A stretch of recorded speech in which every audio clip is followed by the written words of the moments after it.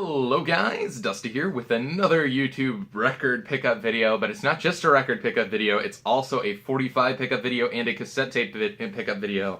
Yeah, I figured I'd just mix all the music formats into one pickup video because I have like 30 cassette tapes here I've just, accumulated over the past like 3 months, and then I got a bunch of, well, not a bunch, just a few full-size record pickups, a stack of 45s, and then those cassettes. So yeah. We're going to go ahead and get started with the first pickups, which actually came from the Mason City Pawn Shop again. Yeah, between the last pickups from the Mason City Pawn Shop and these pickups from the Mason City Pawn Shop was about a month and a half. So yeah, I don't go over there very often because their stock doesn't like rotate very often, but I do like to go over there every once in a while to see what's up.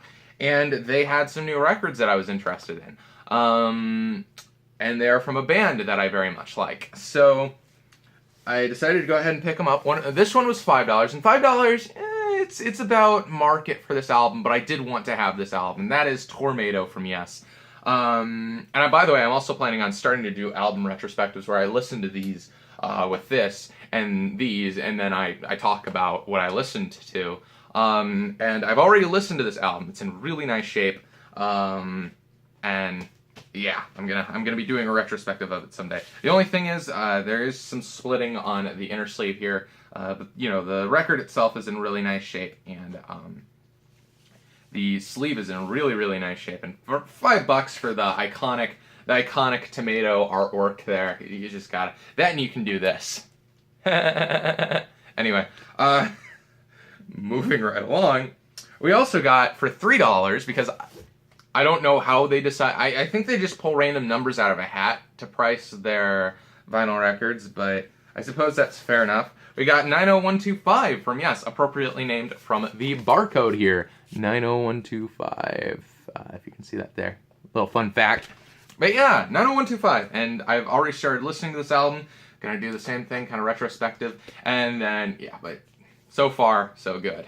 And yeah, it sounds really nice. Maybe besides the first few seconds of Owner of a Lonely Heart, it's a little scratchy. But yet again, I haven't spin cleaned these yet, so that could just be static. Could just be stuff that was on there. So, nonetheless, very excited to have this because I am a big fan of Yes. And I did not have any Yes albums before I bought those two. So, yeah. So next up was the Goodwill. I believe this is a couple days after those pickups. So yeah, I went to the Mason City Goodwill, and this is the first time I have ever found records at the Mason City Goodwill. But yeah, I'd actually found some DVDs in the carts that they set out, because they set out carts full of the stuff that they're planning on putting on the shelves so that people can pick through them, grab all the stuff, so they have to put less stuff on the shelves. I kind of like it because that way you know where all the new stuff is. But the records and stuff were already on that back shelf because they move their media shelf basically every time I'm there. It's like a scavenger hunt. They've moved it 4 times in the past 2 months.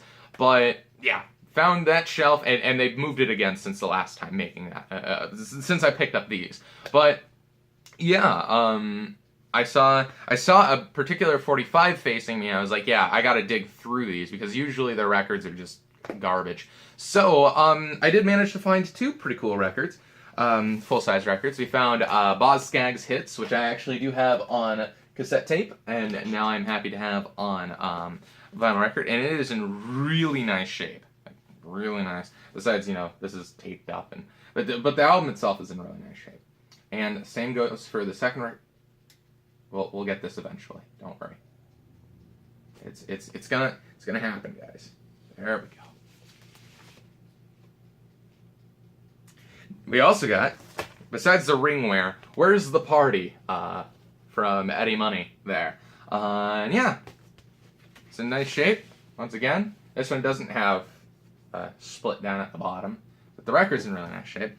And yeah, each of those, by the way, 33 cents.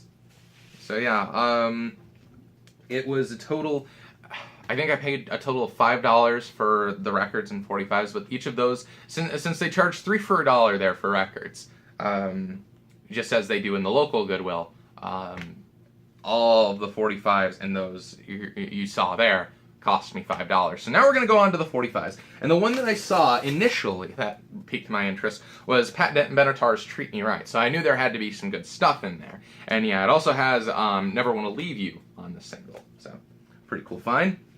We also got, this is actually, I had brought all those up to the counter, and if you don't buy a divisible number by 3, the ones that aren't divisible by 3 are 75 cents a piece. So in essence, I have to pick up another record, or else I'm paying an extra 50 cents. So I picked up this. It's Rod Stewart's Passion and Better Off Dead. Not a huge Rod Stewart fan, but nonetheless, it saved, buying that record saved me 50 cents. So, what more can you ask? Next up, we have Hall & Oates H2O single. I'm not sure what song is on this one. I have the album. Yeah, it's Art of Heartbreak and One on One. So yeah, that would make sense being one on one there. But yeah, nonetheless, though I have the album, it's good to have that single too. The next up, we've got what I was thinking was going to be Styx Sing for the Day here, but apparently it is from the Universal Motion Picture Xanadu, Olivia Newton-John, which, yeah, would have kind of rather had the Styx single, but yeah, and it is from the album Pieces of 8, so I do already own Pieces of 8, but yeah, nonetheless, it's good to at least have something.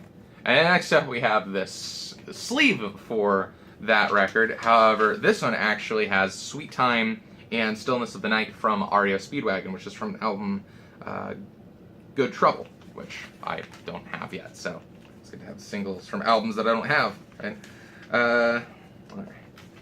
I really have to figure out a good way to store my singles, because at this point, this is what I'm doing. Oh,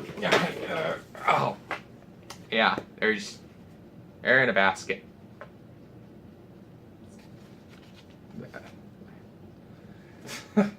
Anyway, okay. Next up, we found a single from Chicago, Remember the Feeling, and Hard Habit to Break from Chicago 17. Now we've got Rupert Holmes' Answering Machine and Lunch Hour. We've got Too Much Heaven and Rest Your Love on Me from the Bee Gees. We've got Billy Joel, Close to the Borderline, and You May Be Right from an album that I'm very much missing, Glass Houses. I still really need to find that album. One of my favorite Billy Joel albums. But next up we have Up Where We Belong and Sweet Little Woman from Joe Cocker. We've got Misunderstanding and Behind the Lines from Genesis. We've got Sunny Think Twice and Hard to Say I'm Sorry from Chicago. I believe I may already have this one, but you know, in worse condition. And yeah, these are like in fantastic condition. I'd usually be a little bit hard pressed to buy some of these if they weren't in this good a condition, but like, if you look at this one right here, which is Elton John's Conquer the Sun, and Genie, Little Genie. That's a David Bowie song. I'm sorry. Anyway, he's still on my mind, but yeah, as you can see, they're in fairly nice shape. So yeah, and that's it for the 45s. And we got cassette tapes. So now the cassette tapes, they all come from the local Goodwill. They sell them 5 for $1, so you gotta buy them for 5 for $1. And yeah, some of these are gonna be kind of duds because sometimes I find 4 that I really want, and like you have to buy 5 for $1 or else they'll charge you 50 cents a piece. So at the end of the day, you just buy 5. You go in, buy 5, give them $1, and walk out. That's kind of philosophy. So starters, we've got Huey Lewis in the News 4 there. We got Michael Jackson's Thriller, because I actually did not have this on cassette tape before, and I actually now have it on cassette tape, vinyl record. I actually have 2 vinyl record copies, CD and 8-track. So yeah, trying to collect every single media format of Thriller there. Next up, we got Chicago's Greatest Hits Volume 2. The Best of Steppenwolf, which I did not have any Steppenwolf on cassette tape, so pretty excited to get an album from them on cassette tape. We got an album that I'm really looking for on vinyl record, but still good to have it on CD. I believe this might be chrome tape too. This cassette features extended versions of 4 songs. Blank tape at ends of side 2 is necessary to duplicate the sequence of... I don't know. Anyway, we got Brothers in Arms. Pretty cool. I still really need the vinyl record for that one. We got The Best of Frank Sinatra. Okay. We got Creedence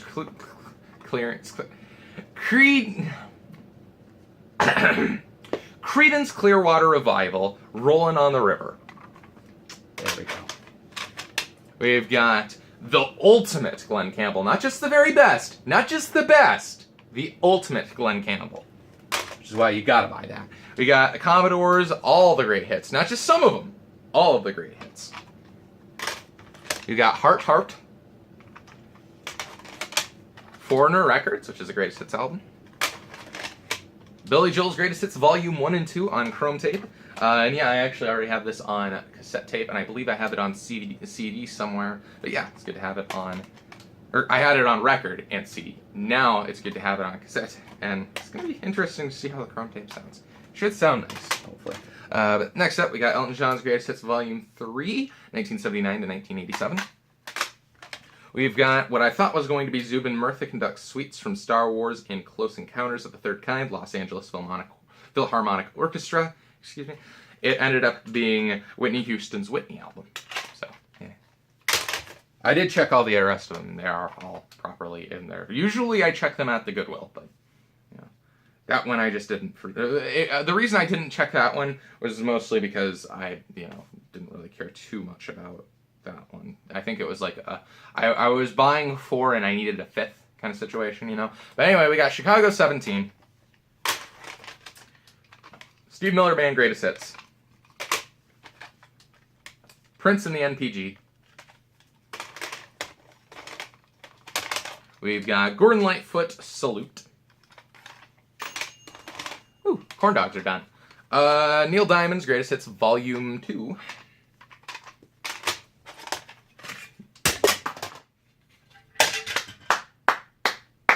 Fantastic. We're doing great. We got, in multiple pieces, Boston Third Stage. Let's see if we can put this together quick. Gotta love it when that happens. I love cassette tapes. Boston Third Stage. We got Bryan Adams' Reckless, which I do actually already have on vinyl record, but I have it on cassette. Same with this one. We got Open Up and Say Ah from Poison, which I also have on vinyl record. We've got Phil Collins' No Jacket Required. We've got Timepieces from Eric Clapton. Rod Stewart Unplugged. I don't know, I really like having unplugged performances. They're fun. We've got Billy Joel's Glass Houses. Really looking for this on vinyl record, but still nice to have it on cassette anyway. We've got Cheap Trick Lap of Luxury. We've got In Excess the Swing. We got Gordon Lightfoot, Gord's Gold, which is very hard to say quickly. We've got Billy Joel, 52nd Street, another album I'm really looking for on vinyl record. We've got a cassette single, which I love buying these whenever I find them, because it's just kind of an interesting concept. We got Billy Idol's Cradle of Love. We've got Billy Idol, Vital Idol. Try saying that 10 times fast. We've got Prince Controversy. And we've got Gordon Lightfoot, Gord's Gold, Volume 2. So yeah, that concludes all of the record pickups, all the cassette pickups, and all the 45 pickups that I have in the backlog to make a video on. So, yeah, next video, as far as music stuffs go, I still plan to have another video game pickup video. In fact, I have plenty of games for it, I just need to find the time to record it. But, yeah, I'm planning on doing a equipment tour, mainly what I like to call the hi-fi tour, where basically I'm going to be talking about where I got all of this equipment, how much I paid for it, kind of the story of me acquiring it. And yeah, I think it's going to be a pretty fun video to make. I would like to get... Okay, guys, you got to see this setup right here. Okay. I'm not going to show it because, like, behind the camera is a mess right now. But right now, I have my Samsung Galaxy S6 strapped to a Sony HDR FX1000 video camera. Just because I don't have a method of removing video off this camera besides using a capture card, which takes a lot of effort, and I'm not sure if you get lossless HDMI out of this camera. I'm not 100% sure on that, so yeah, but I would like to be using this camera before I shoot this video, but honestly, I might just have to go ahead and use my phone camera to do it. But anyway, this has been Dusty. Thank you guys for watching, and I will see y'all next time. Take it easy.